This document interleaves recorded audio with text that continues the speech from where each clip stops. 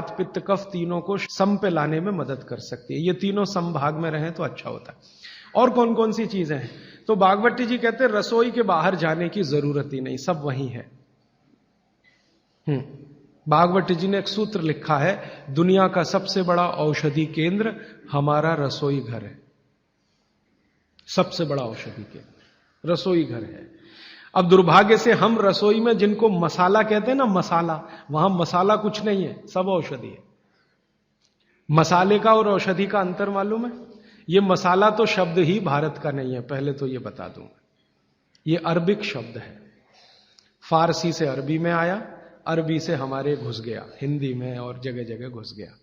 ये विदेशी आए तो ये शब्द भी आया। हिंदुस्तान में 17वीं 18वीं शताब्दी का साहित्य जब मैं पढ़ता हूं तो जब तक मुगलों का राज्य रहा तब तक मसाले शब्द का बहुत उपयोग है। मुगलों के राज्य के पहले एक भी जगह किसी भी शास्त्र में मसाला नहीं है। चरक संहिता पढ़ी मैंने, कहीं भी मसाला नहीं है उसमें। सुश्रुत में कहीं मसाला नहीं है, बागवट की कहीं मसाला नहीं है।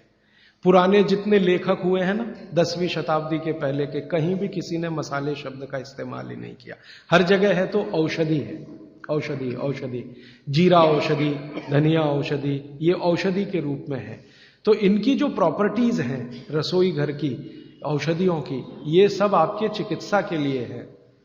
अब मुझे समझ में आता है कि हमारे पुराने जमाने की माताएं बहनें, जो हमारी दादी हैं, नानी हैं, उन्होंने अपनी अपनी बेटियों को जो कुछ सिखाया, सब्जी बनाना तो क्या क्या डालना, जीरा चाहिए, धनिया चाहिए, हींग चाहिए, मात्रा कितनी कितनी चाहिए, वो सब बड़े वैज्ञानिक और चिकित्सक लोग रहे होंगे।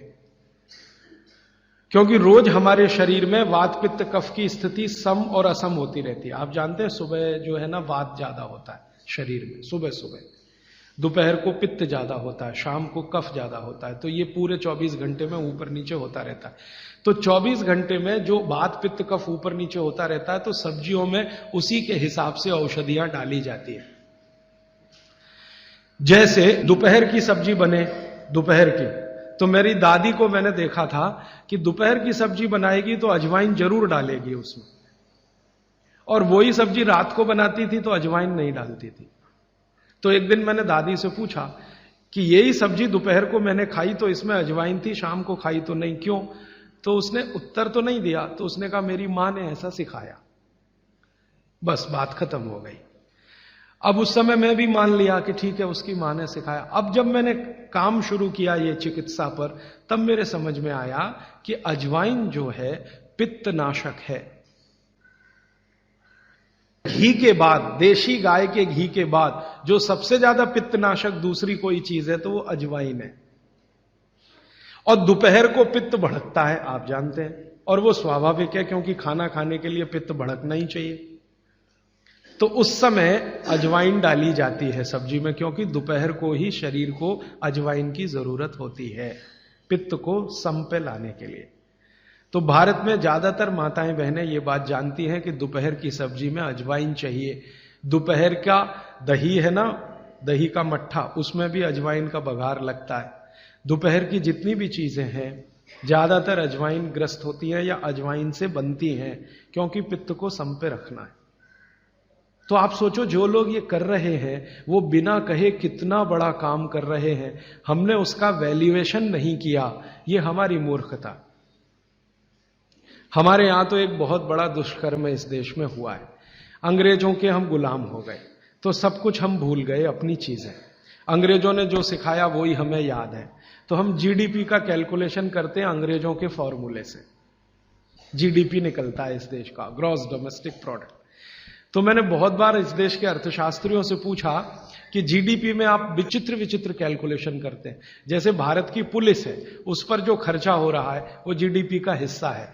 अगर चोरियां बढ़ी, डकैतियां बढ़ी, तो पुलिस का खर्च बढ़ेगा तो जीडीपी बढ़ेगा। और प्रधानमंत्री छाती ठोक के कहेगा मेरे जमाने में जीडीपी 10% से ऊपर बढ़ गया। सो व्हाट, पुलिस का खर्च बढ़ गया, माने चोरियां बढ़ गई, डकैतियां बढ़ गई, अत्याचार बढ़ गए, अनाचार बढ़ गए, तो जीडीपी बढ़ गया, तो क्या बड़ी बात है।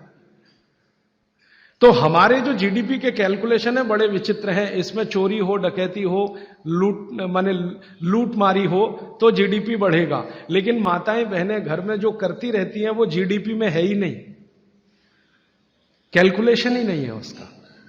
भारत सरकार कोई कैलकुलेशन नहीं करती कि किसी माँ ने 1 किलो पापड़ बना दिए तो जीडीपी बढ़ा कि नहीं, तो कहते हैं जी मालूम नहीं बढ़ा कि नहीं बढ़ा, क्योंकि कैलकुलेशन नहीं है। किसी माँ ने दाल की बड़ी बना दी 5 किलो दाल की, तो जीडीपी बढ़ा कि नहीं बढ़ा। आपका मन क्या कहता है, बुद्धि क्या कहती है, बढ़ा कि नहीं बढ़ा। किसी ने बड़ी बना दी, किसी ने पापड़ बना दिए, किसी ने कुछ बना दिया, किसी ने गोंद के लड्डू बना दिए, किसी ने मावे का कुछ बना दिया, तो जीडीपी तो बढ़ ही रहा है, लेकिन हम कैलकुलेट नहीं कर रहे हैं उसको, क्योंकि अंग्रेजों के यहां महिलाओं का किया हुआ काम महत्व का नहीं माना जाता। अंग्रेजों के यहां ये जो अंग्रेज जात है ना दुनिया में, ये महिलाओं के किए हुए काम को काम ही नहीं मानती। आपको मालूम है 2000 साल यूरोप में महिलाओं को पुरुषों से हमेशा कम वेतन मिलता रहा, और आज भी है ये कई देशों में। वो मानते ही नहीं कि इनका कोई काम है। क्यों? वो महिलाओं में आत्मा नहीं मानते। हां, यूरोप का सबसे बड़ा दार्शनिक है प्लेटो, वो कहता है कि स्त्रियों में आत्मा ही नहीं होती, आत्मा सिर्फ पुरुषों में होती है। तो स्त्री जो करे वो बेकार है, पुरुष जो करे वही अच्छा है। तो उनके यहां से ये कैलकुलेशन हमारे यहां आ गया कि स्त्री कुछ भी करे तो काम ही का नहीं। तो अंग्रेजों का 200-250 साल जो राज चल गया, उसमें हम सब के दिमाग खत्म हो गए, सोचना विचारना बंद हो गया, तो हमने भी वही मान लिया। मैं अब इसको बदलना चाहता हूं, और मैं ये समझना चाहता हूं और समझाना चाहता हूं कि स्त्रियां जो कर रही हैं वो किसी डॉक्टर से कम नहीं है।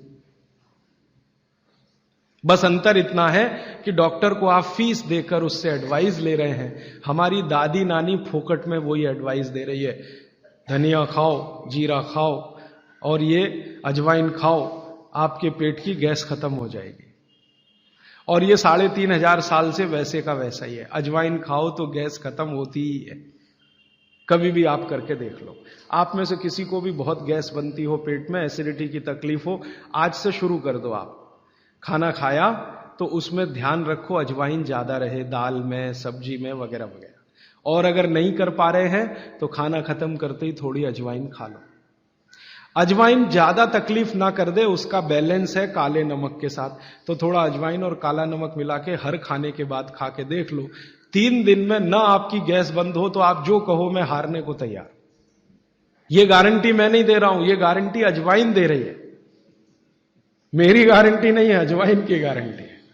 तो वो कहते हैं बागवट जी कि पित्त को सम रखने के लिए हमारे रसोई में घी के बाद जो दूसरी चीज है वो है अजवाइन।